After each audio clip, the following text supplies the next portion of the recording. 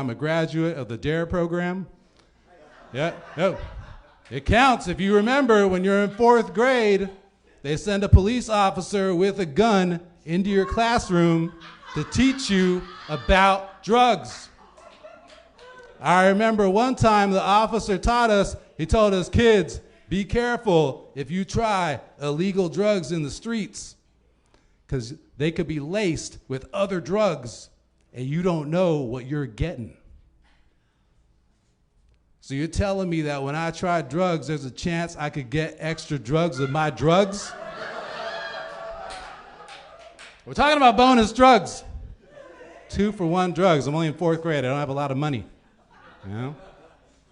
It's how it is, you guys. It's how it is, man. A lot of people are kind of scared to come out to comedy shows, you know what I mean? They say this is how you catch the corona. But I don't blame them, dude. You know, I get scared watching shit on TV. I'll watch shit on TV and be scared of it after, bro. I don't give a fuck. You know, you can call me a bitch. I don't care.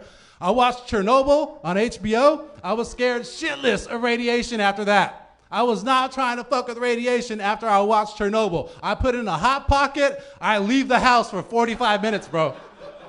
Air it out before I come back in like we bomb for roaches. You know what I'm saying? It's a room temperature pocket when I'm back. I don't care. Call me scared. All right, I watched that movie Hustlers with J-Lo where she's a stripper.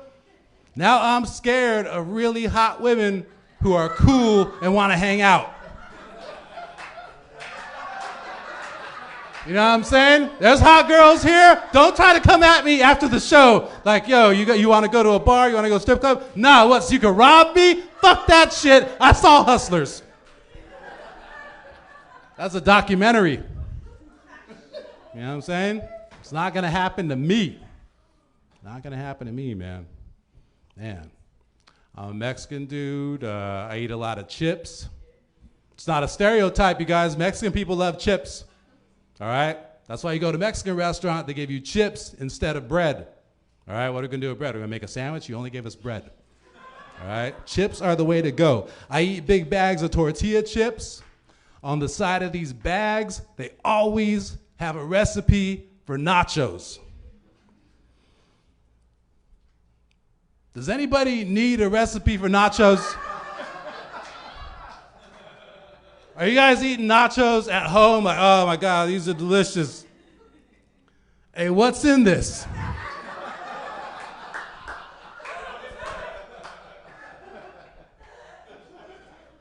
It's wild, man.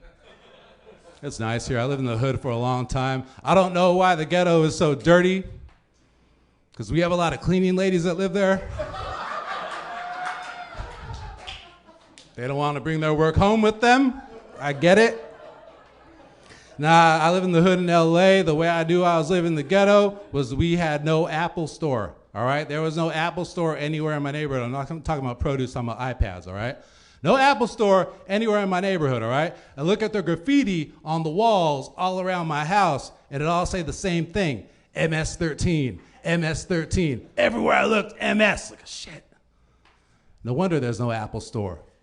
This whole neighborhood is from Microsoft. They're selling to Microsoft, they're already talking about Windows 13.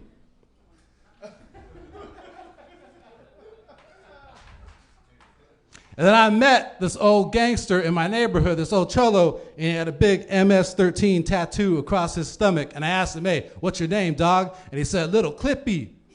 I said, word? They worked. They have Microsoft at work. That was a word joke, you guys. If Little Clippy was here, he would have looked at me and said, you sure you want to tell him that joke?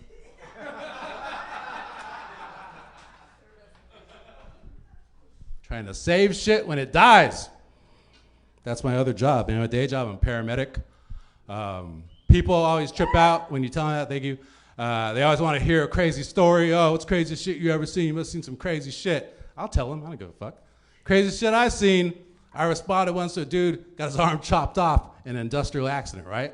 Blood everywhere, fucking, spraying out. So you got to calm him down, stop the bleeding. You ask them questions to assess their level of consciousness so you can tell if they're going into shock. So the first thing we asked him, like, hey, how did this happen to you? And he had no idea, you guys. He was stumped.